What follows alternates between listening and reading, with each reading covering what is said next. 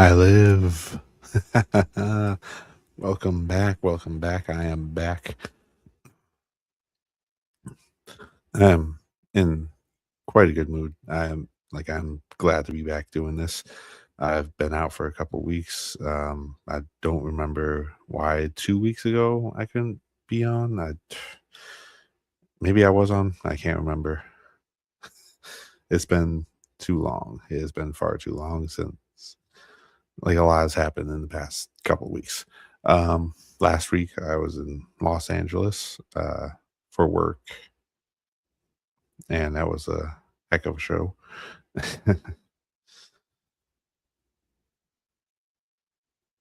When I say show, I do mean S show.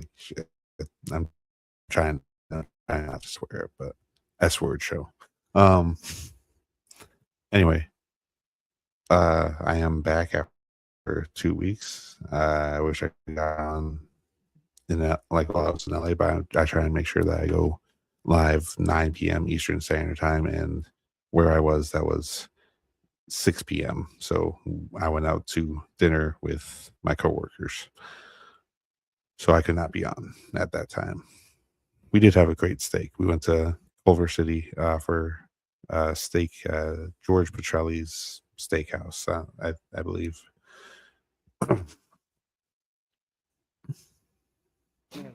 Anyway, I'm going to continue my normal routine of waiting until about 9:05 to actually start the show. But I do want to start off by saying I will be basically covering the life of Joseph as best as I can fit into an hour. If I go a little bit over, it might happen. I am sporting a little bit of a addition to my setup, as you'll see when I take the welcome screen down. But for now, I'm just going to say I'm going to be covering the life of Joseph. There's one thing I want to cover first. Obviously, it comes in Genesis 32, where Jacob wrestles with God, uh, because obviously, it doesn't we don't know it's God until after, um, until after he's finished with wrestling. But overall, I'm going to be covering that first, and then I'll be covering the life of Joseph, uh, because I believe that Joseph in the way that he redeems his brothers, and forgives them, after they repent. I believe that that is a very typological view of Christ. So I'm going to try and see if my friend Isaac or my friend Joe is available to get on. If they're not on by 9:05, I will move forward. So I will go on mute for just a couple minutes.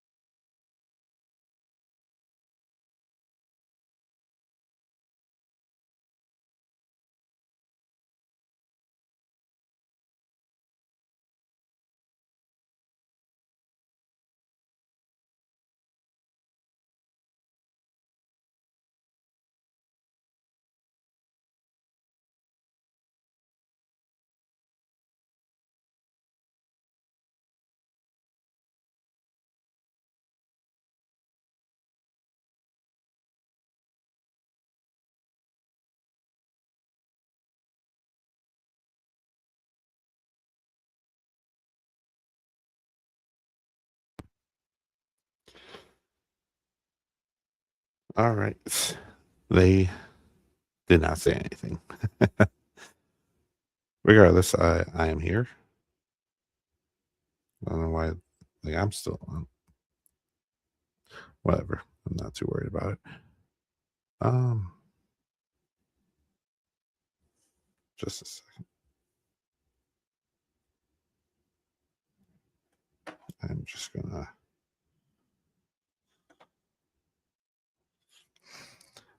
If you do like this content, please like and subscribe. I am going to do this regardless of whether or not uh,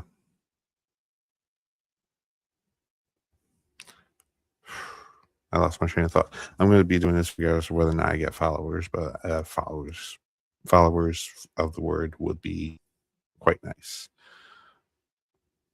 Regardless, like, subscribe, get it in the algorithm. It'd be very helpful.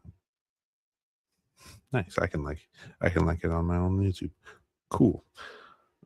Anyway, I know it seems egotistical, but I'm trying to get like get in the algorithm a little bit.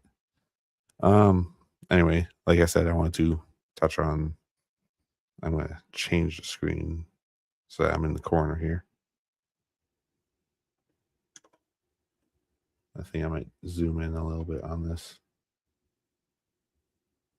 There you go. That looks better. This is Bible Hub on the other screen. And this is what I was talking about. Jacob wrestles with God. Um, so the same night he arose and took his 2 wives, his 2 female servants, and his 11 children. He crossed the ford of the Jabbok. That's a fun name. He took them and sent them across the stream and everything else that he had. And Jacob was left alone, and man wrestled with him until the breaking of the day. When the man saw that he did not prevail against Jacob, he touched his hip socket, and Jacob's hip was put out of joint as he wrestled with him. Then he said, "Let me go, for the day has broken." But Jacob said, "I will not let you go unless you bless me." And he said to him, "What is your name?" And he said, "Jacob." Then he said, "Your name shall no longer be called Jacob, but Israel, for you have striven with God and with men, and have prevailed." Then Jacob asked him, "Please tell me your name." But he said, "Why is it that you ask my name?" And there he blessed him. So God called the name of the place Peniel, saying, "For I have seen God face to face, and yet my life has been delivered." The sun rose upon him as he passed Penuel, limping because of his hip. Therefore, to this day, the people of Israel do not eat the sinew of the thigh that is on the hip socket, because he touched the socket of Jacob's hip on the sinew of the thigh. So, very first thing is, sorry, I have a very persistent cough, and it, it's a struggle I'm dealing with. But we're given very little information. In fact, I don't even think there's any context uh, afterward, like beforehand. Uh, it's like it just Jacob. He takes his servants and his wives and his children, and he sends them across the ford. Uh, and he's on his own. And a man out of seemingly nowhere just starts wrestling with him on like all night, basically, just until the break of day. And like, how strong was Jacob? Like, how strong do you think Jacob was here? Because like he's wrestling with God all night, like physically wrestling it. Like that's what we're taking away here is that he's physically wrestling with God. And sorry, and yet he like not like neither one gains an inch until the morning, and then like at any moment he wanted to, God could have just like, hey, just put his hip like put his hip out of joint, and that's just crazy. But like all night, Jacob's wrestling with God, like physically wrestling, and like how strong is this guy?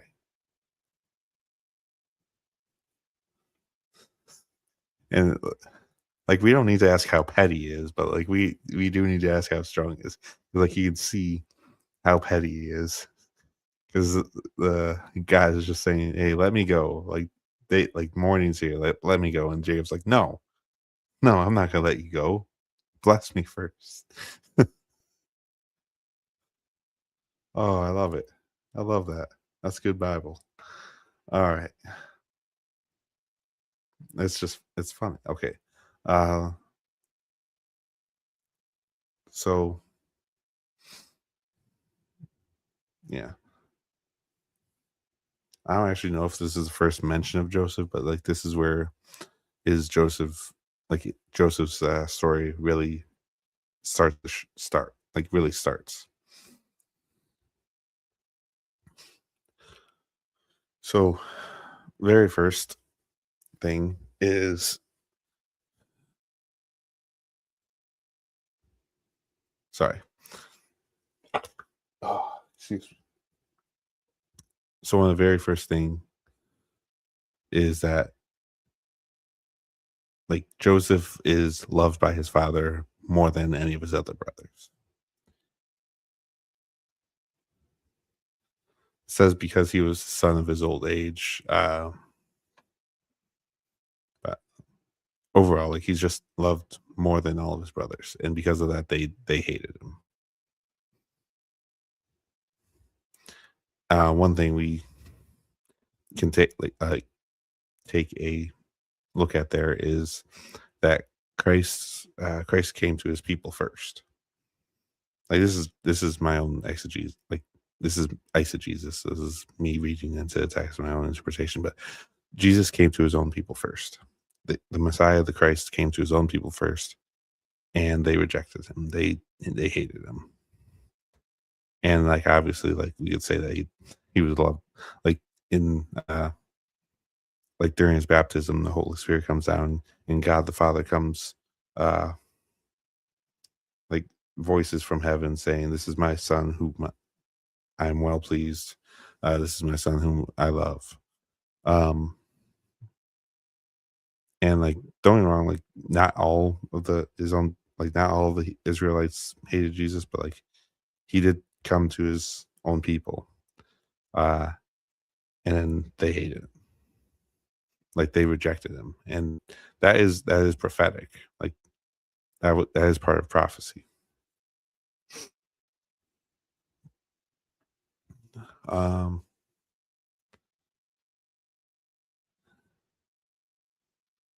Joseph had a dream. When he told it to his brothers, they hated him even more. Uh, the dream is, behold, we were binding sheaves in the field, and behold, my sheaf arose and stood upright.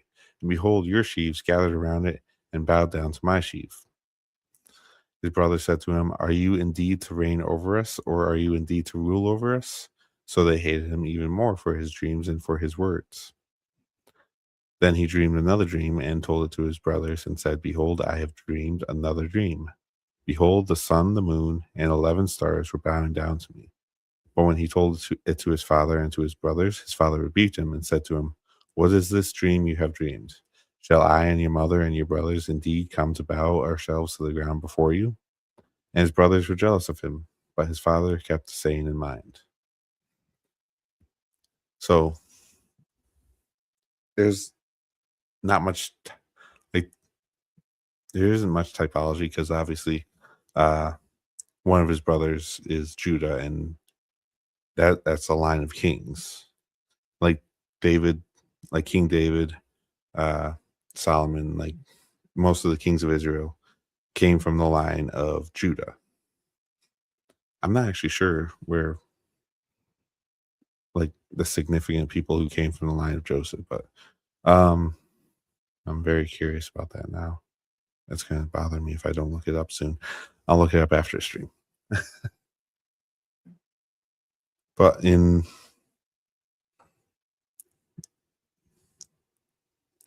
obviously, like he's hated among his brothers, and he basically prophesies that he will be bowed down to, that he will be raised as a king, or not necessarily a king, but like raised as someone to be bowed down to. Like, and obviously we call We call Christ the King of Kings and the Lord of Lords. That's like I think like all over Joseph's story there is typology, but here's where he's betrayed. Now his brothers went to pasture their father's flock near Shechem. Shechem? I'm not sure how to pronounce it. It's either Shechem or Shechem. Uh, bu- bu- bu-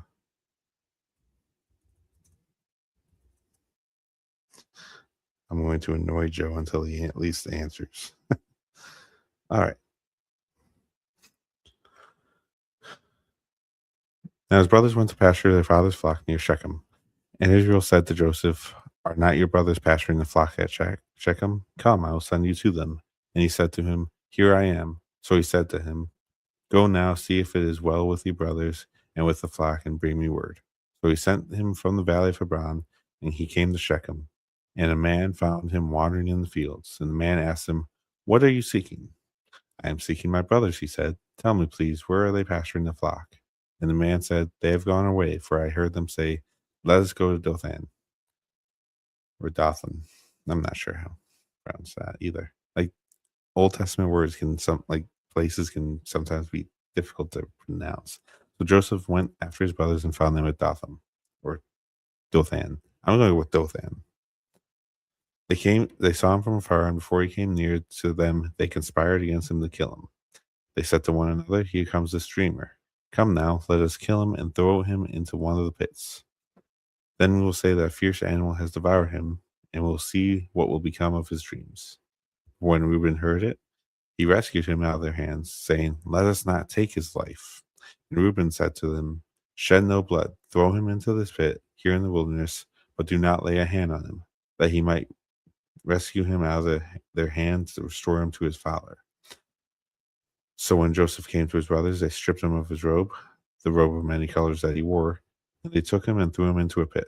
The pit was empty, there was no water in it. Then they sat down to eat. Looking up, they saw a caravan of Ishmaelites coming from Gilead with their camels bearing gum, balm, and myrrh, on their way to carry it down to Egypt. Then Judah said to his brothers, "What profit is it if we kill our brother and conceal his blood? Come, let us sell him to the Ishmaelites, and let not our hand be upon him, for he is our brother, our own flesh." And his brothers listened to him. Then Midianite traders passed by, and they drew Joseph up and lifted him up out of the pit and sold him to Ishmaelites for 20 shekels of silver. They took Joseph to Egypt. When Reuben returned to the pit and saw that Joseph was not in the pit, he tore his clothes and returned to his brother and said, "The boy is gone, and where shall I go?" Then they took Joseph's robe and slaughtered a goat and dipped the robe in the blood. They sent the robe of many colors and brought it to their father and said, "This we have found. Please identify whether it is your son's robe or not." He identified and said, "It is my son's robe.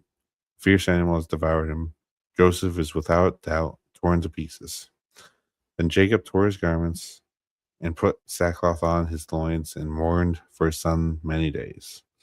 All his sons and all his daughters rose up to comfort him, but he refused to be comforted and said, "No, I shall go down to Sheol to my son, mourning." Thus his father wept for him. Meanwhile, the Midianites had sold him into Egypt to Potiphar, an officer of Pharaoh, the captain of the guard.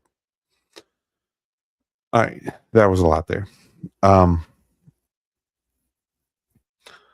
so obviously they plotted to kill him.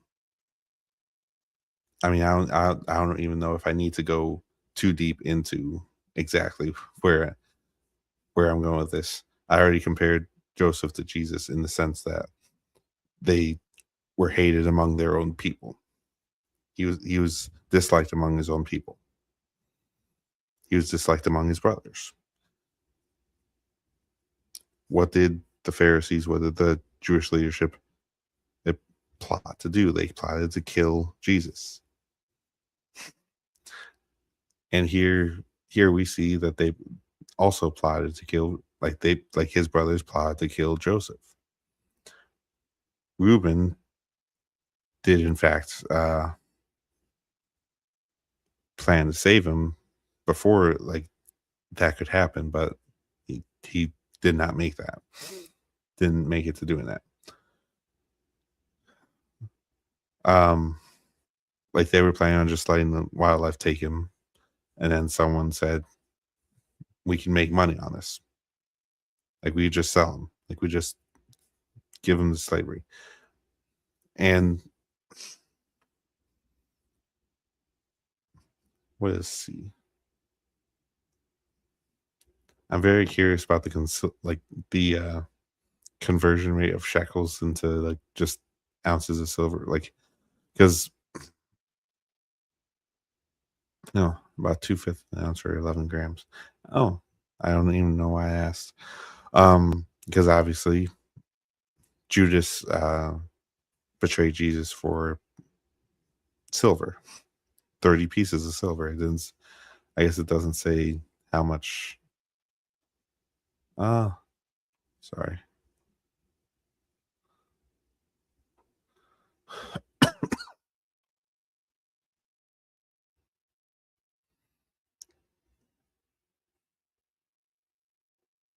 I'm going to just look up commentary. I don't know why I did that. I'm going to look up the commentary on this specifically.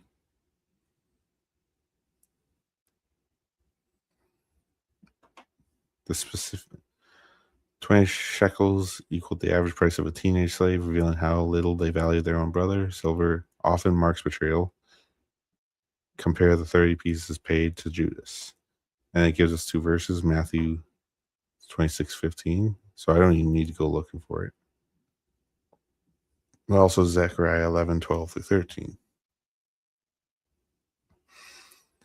I was always like, I just like the English there.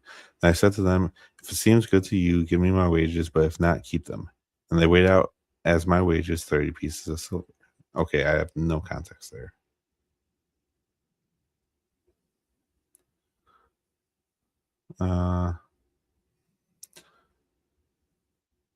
30 pieces. Then the Lord said to me, "Throw it to the potter, the lordly price at which I was priced by them." So I took the 30 pieces of silver and threw them into the house of the Lord to the potter. Okay. Well, actually, I don't know how that relates to betrayal, like in there.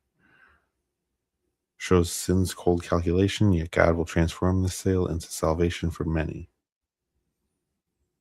All right. And then Matthew 26:15 and said, "What will you give to me if I deliver him over to you?" And they paid him 30 pieces of silver. Pieces, pieces, pieces, pieces. So yeah, it doesn't say exactly how many like pieces, like what the rate, like like exchange rate necessarily was. It just says pieces. So it could have been 30 shekels. It could have been just 26. It was 26:15, right? Yeah. It doesn't seem to have any footnotes on verse 15. Okay. So yeah, here we see that he was not only betrayed, but he was sold for silver. Like he was betrayed for money, just as Jesus was. And ooh, this is just coming to me. Uh like they tore his clothes. Like when Reuben returned to the pit and saw that Joseph was not in the pit, he tore his clothes. Oh, sorry, not there. Not there, my bad. Uh Here comes this dreamer. Do not lay a hand on him that he might rescue him out of it and to restore him to his father. So when Jesus came to his brother, Joseph came to his brothers, they stripped him of his robe, the robe many colors that he wore. Yeah. So they they tore his robe off. That certainly sounds familiar. In fact, I'm going to see if that is also in the.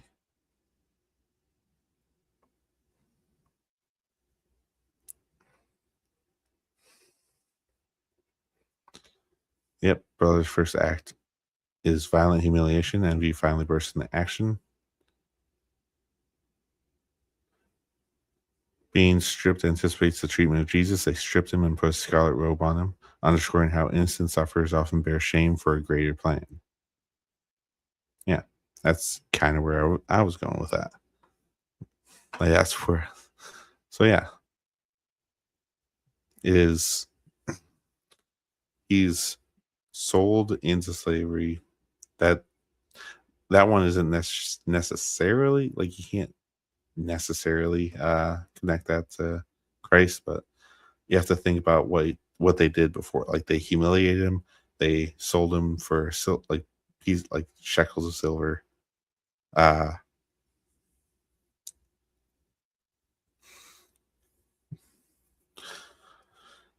they tore his clothes off, his robe to humiliate him, and then like they plotted to kill. They plotted to kill him. They tore his clothes off. They cast him into a pit that doesn't really have anything to. I mean, you can compare the pit to Sheol. Like I don't know. There's some interpretations where, uh, like there are some interpretations where Jesus when he died on the cross, he descended into hell to rescue those who, well, not necessarily hell, but Sheol or Hades. Like he descended into Hades, Sheol, to rescue those who didn't belong there, basically.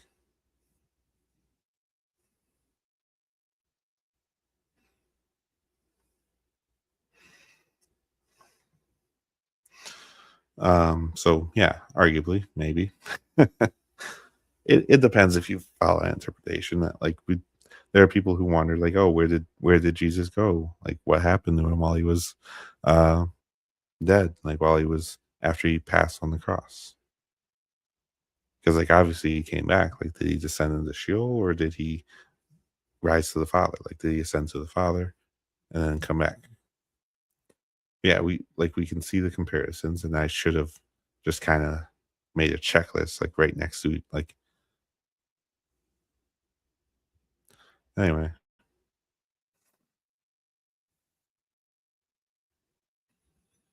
Uh, this doesn't talk much about Joseph. All right,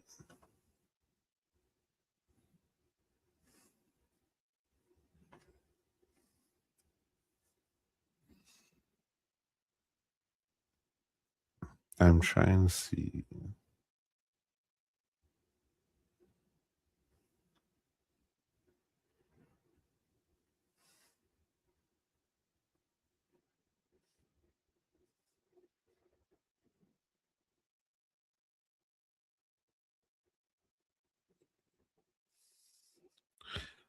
So another thing to compare Joseph because here he's being like he's going to be tempted by his like master's wife.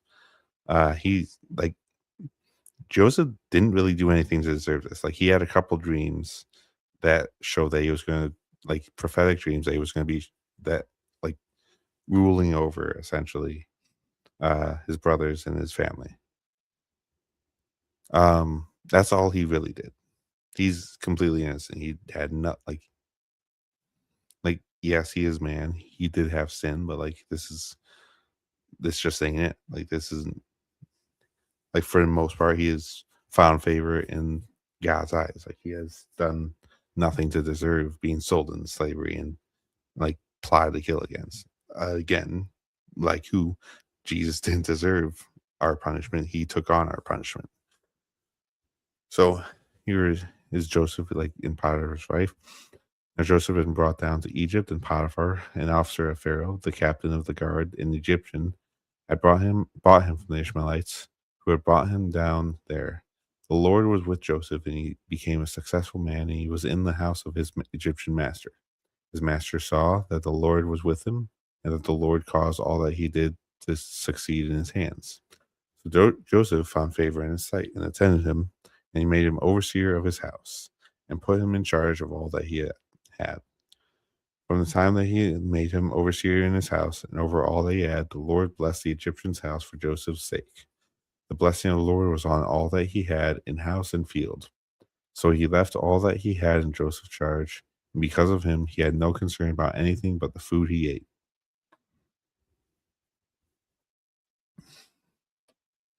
Now Joseph was handsome in form and appearance. After a time, his master's wife cast her eyes on Joseph and said, "Lie with me." But he refused and said to his master's wife, "Behold, because of me, my master has no concern about anything in the house, and he has put everything that he has in my charge. He is not greater in this house than I am, nor has he kept back anything from me except you, because you are his wife. How then can I do this great wickedness and sin against God?" And as she spoke to Joseph day after day, he would not listen to her, to lie beside her or to be with her. So, like, even now, as he's being tempted, he still refuses to sin, but also consider the language that's being used here. And that, like, that, I feel like there's similar language. He is not greater in this house than I am. That sounds familiar.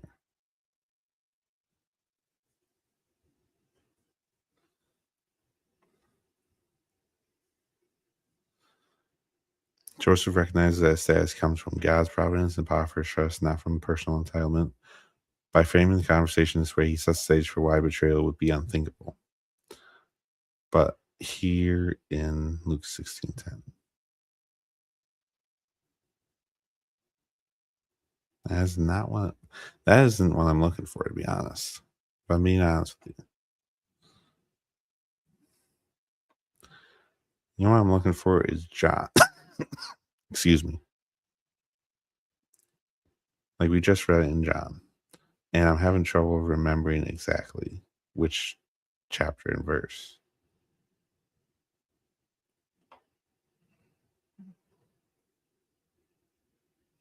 Oh, that's not what I want to do at all.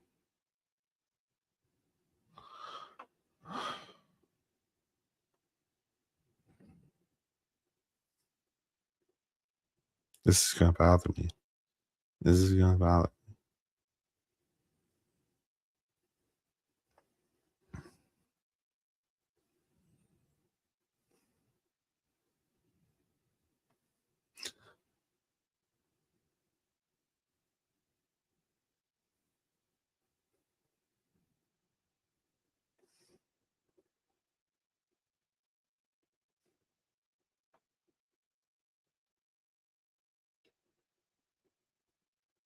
This is really gonna bother me because I know it in my head. I know it like that we just read it not too long ago in the book of John.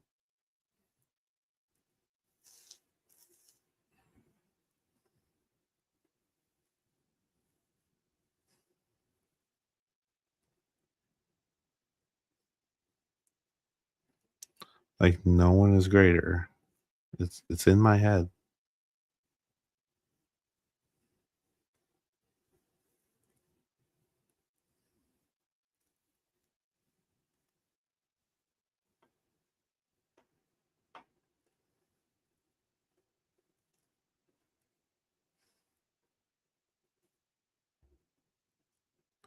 This has nothing to do with what I'm supposed to be talking about, but like it's gonna bother me if I cannot think of it. If I cannot find it.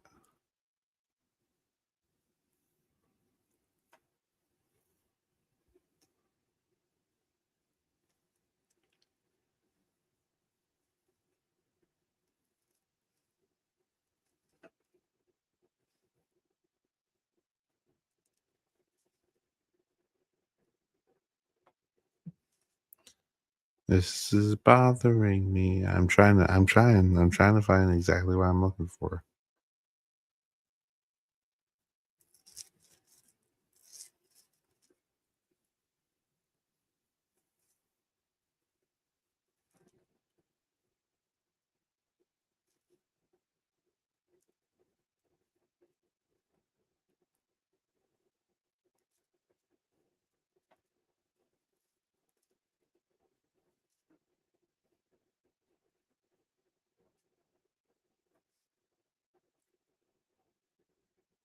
I'm not finding it.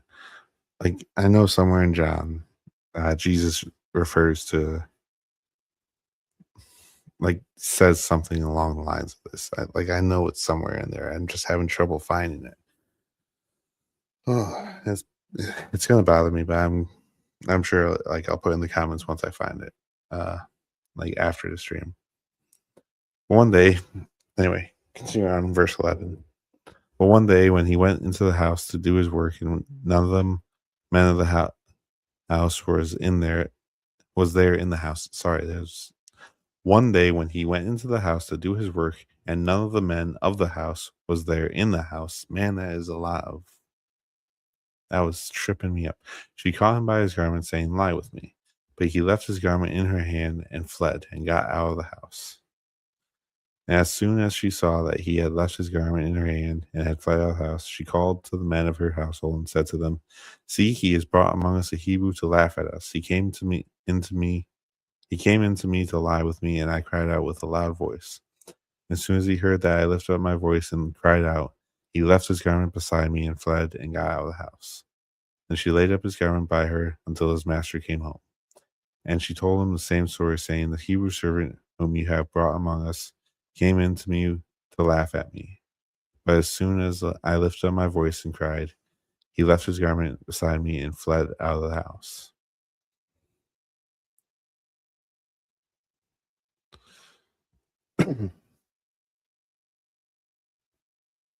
uh,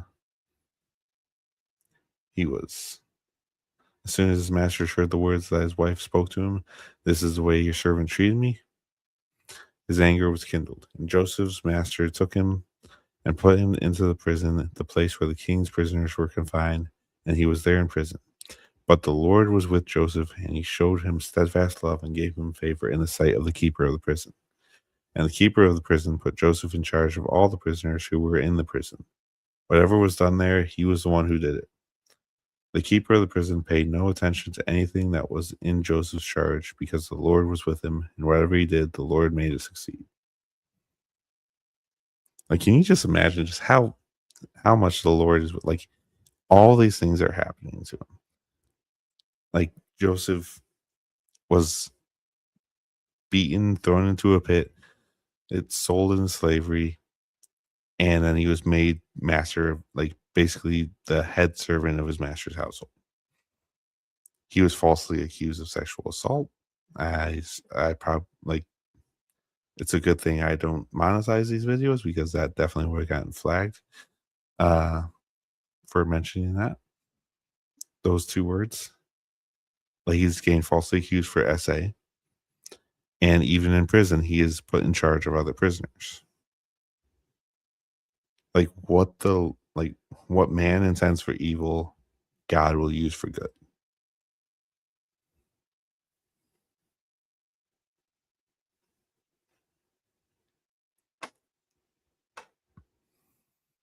All right, so this isn't too relevant because he is just interpreting dreams. Um, he isn't really given.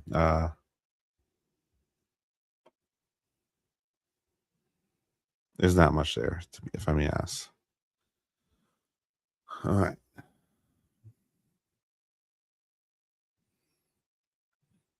Like it just kind of sets a standard. Like, Joseph will become known for interpreting dreams, and that will get him in front of the Pharaoh. After 2 whole years, Pharaoh dreamed that he was standing by the Nile, and behold, there came up out of the Nile 7 cows, attractive and plump, and they fed in the reed grass. And behold, 7 other cows, ugly and thin, came up out of the Nile after them, and stood by the other cows on the bank of the Nile. And the ugly thin cows, I don't know why I'm saying it like that, cows, ate up the 7 attractive plump cows. And Pharaoh woke. He fell asleep and dreamed a second time. And behold, 7 ears of grain, plump and good, were growing on one stalk. And behold, after them sprouted 7 ears, thin and blighted by the east wind. And the thin ears swallowed up the 7 plump full ears. And Pharaoh awoke, and behold, it was a dream. So in the morning his spirit was troubled, and he sent and called for all the magicians of Egypt, all of his wise men. Pharaoh told him his dreams, but there was none who could interpret them to Pharaoh. Then the chief cupbearer said to Pharaoh, I remember my offenses today. When Pharaoh was angry with his servants and put me and the chief baker in custody in the house of the captain of the guard, We dreamed on the same night, he and I, each having a dream with its own interpretation. A young Hebrew was there with us, a servant of the captain of the guard. When we told him, he interpreted our dreams to us, giving us an interpretation to each man according to his dream. Yeah. I'm gonna, for time's sake, I'm gonna paraphrase this because basically he's remembering Joseph.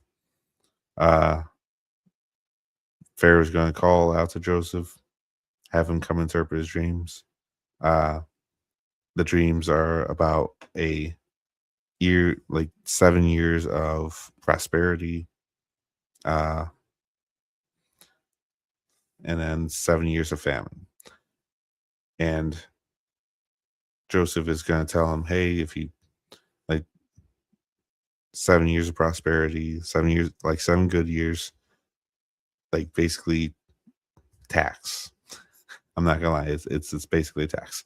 Like tax all the people, like a tenth, maybe 1/5.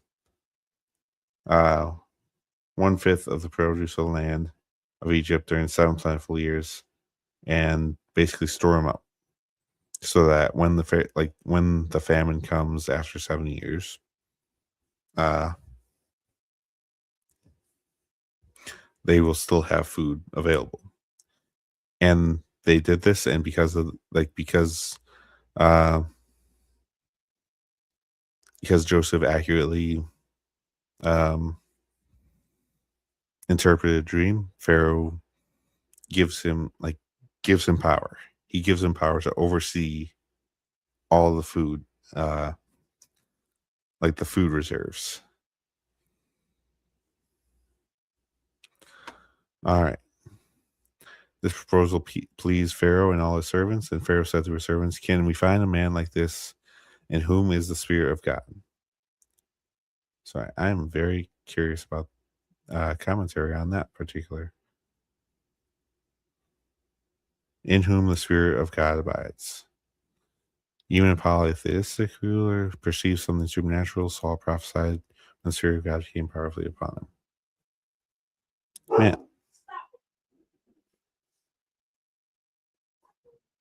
sorry, my dog just barked, and for some reason,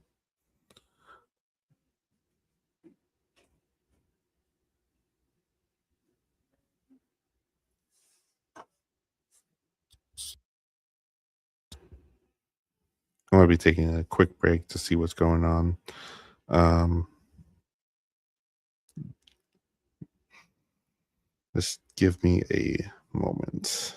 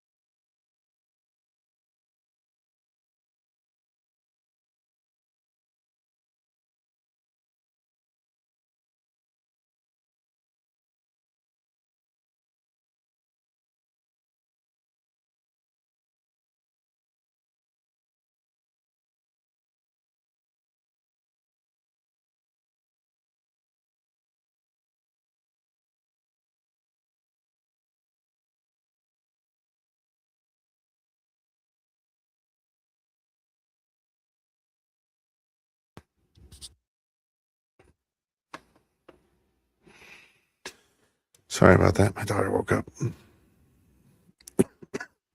So I do have to kind of wrap this up. I might have to go into a part two next week or finish up next week and then move on to the next. Um, anyway, like I said, I'm gonna have to kind of summarize this for time. Um,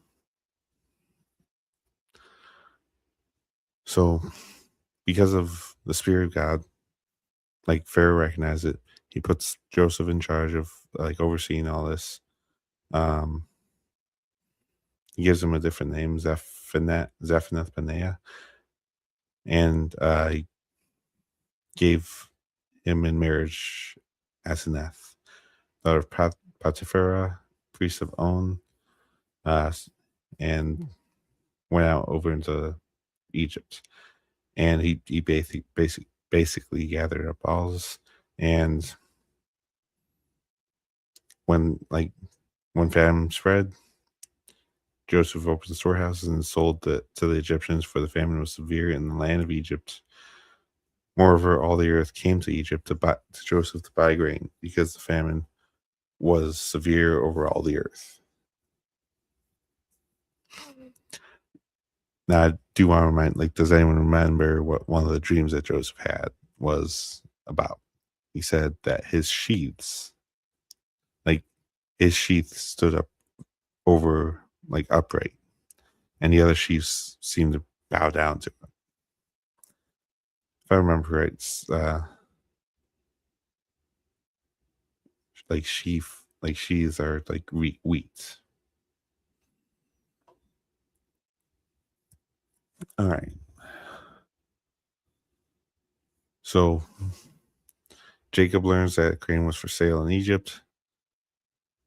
Why do you look at one another? And he said, behold, I have heard that there is grain for sale in Egypt. Go down and buy grain for us there, that we may live and not die. So 10 of Joseph's brothers went down to buy grain in Egypt, but Jacob did not send Benjamin, Joseph's brother, with his brothers, for he feared that harm might happen to him. Thus the sons of Israel came to buy among the others who came, for the famine was in the land of Canaan. Joseph was governor of the land. Sorry, again, I'm lightning around that. Like, I'm going to try and really wrap this up. Joseph's brothers come. Joseph recognizes them. They don't. Uh, Joseph remembers the dreams, and he accuses them of being spies.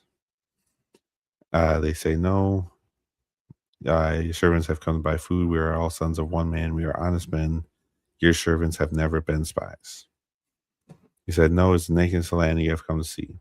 And he said, we, your servants, are 12 brothers, the sons of one man in the land of Canaan. And behold, the youngest is this day with our father, and one is no more. But Joseph said to them, it is as I said to you, you are spies. But this shall be tested by the life of Pharaoh. You shall not go from this place unless your youngest brother comes here. Send one of you and let him bring your brother while you remain confined, that your words may be tested, whether there is truth in you, or else by the life of Pharaoh, surely you are spies.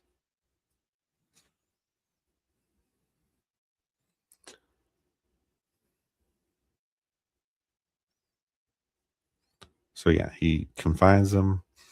Uh, he tells one of them to go bring the youngest brother, Benjamin.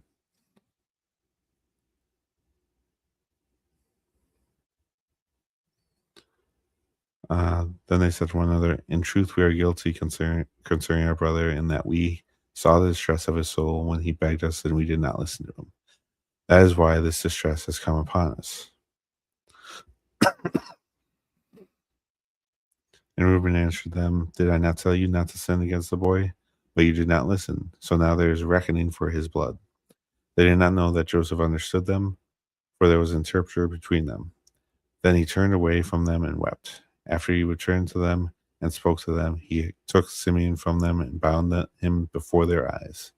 Joseph gave orders to fill their bags with grain, and to replace every man's money in a sack, and to give them provisions for the journey. This was done for them. So, one thing that we see here, obviously, he's still asking for them to bring the youngest brother. Um, they're talking amongst themselves about like about Joseph. They don't know. They still don't know he's Joseph. Um, but they are hearing repentance. Like he's hearing repentance in their voice. Like they are distressed because they understand that they have sinned. Um, like they load the grain and departed. It like they just assume that they're they paid they paid their money for the grain and uh money is put back into the sack. Like their money is returned to them. Um they come back to their father, they explain the situation, they empty their sacks, giving it to their father. Um and Jacob rebukes them, saying, "You have bereaved me of my children. Joseph is no more, and Simeon is no more. And then he would take Benjamin. All this has come against me." Then Reuben said to his father, "Kill my two sons if I do not bring him back to you. Put him in my hands, and I will bring him back to you." But he said, "My son shall not go down with you, for his brother is dead, and he is the only one left. If harm should happen to him on the journey that you are to make, you would bring down my gray hairs with sorrow to Sheol."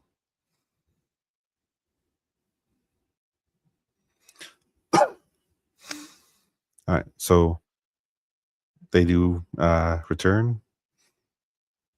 Uh,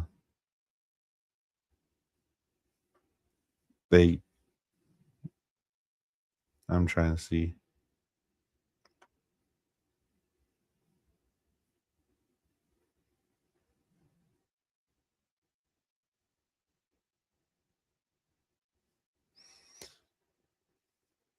Yep, they're still in Canaan. They're still with their father. All right, and their father agrees to let Benjamin go. If it must be so, then do this: take some of the choice fruits of the land in your bags, and take a present down to the man: a little balm and a little honey, gum, myrrh, pistachios, nuts, and almonds. Take double the money with you. Carry back with the money that was returned in the mouth of your sacks. Perhaps it was an oversight. Take also your brother, and arise, go again to the man. May God Almighty grant you mercy before the man, and may he send back your other brother and Benjamin. As for me, if I am bereaved of my children, I am bereaved. So they returned. Joseph saw Benjamin. Uh, they like I don't know what they must be thinking because like he's just like, oh, that's like they're coming back. They're surely not spies. Like they're gonna come eat with me. Oh, here it actually tells us exactly what they're thinking. The men were afraid because they were brought to Joseph's house, and they said, "It is because of the money which was replaced in our sacks for the first time, so that he may assault us and fall upon us to make servants and seize our donkeys." So they thought he was going to enslave them, and he would be in his. You would probably like he would be in his right. Like imagine, like he is in his right to do this, uh,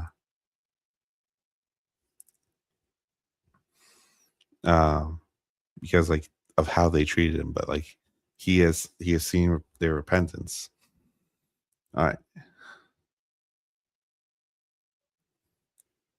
They like, and then they come and they say, "Hey, like we have the money. Like, please take it back. Like, we didn't mean to like take it back with us." They said, like Joseph replies, "Peace to you. Do not be afraid. Your God and the God of your father has put treasure in your sacks for you. I received my money." Then he brought Simeon out to them, and when the man had brought the men into Joseph's house and given them water, they had washed their feet, and when he had given their donkeys fodder, they prepared the present for Joseph's coming at noon, for they heard that they should eat bread there. Uh, Joseph comes home. They bow down to him, just as he predicted, like just as he prophesied. Um, he asks about the father because it's obviously his father. Um, he sees his brother Benjamin.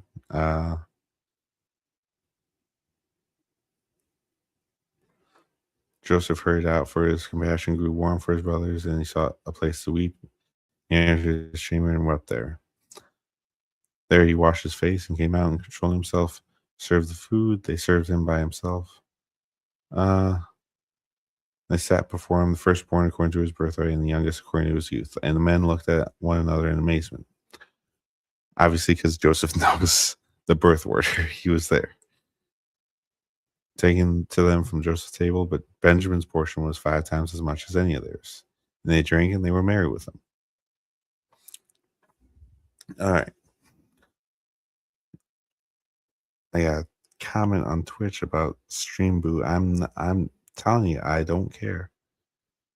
Like, that's not how I want to get followers. I want to get, like, I want followers to grow naturally. I'm not particularly upset that I don't have a bunch of followers.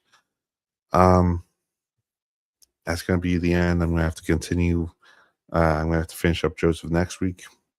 I have to go get my daughter back down to sleep. Thank you for watching. I pray that you join me next week so that we can continue this together. And I pray that this was as edifying for you as it is for me every week. God bless and good night.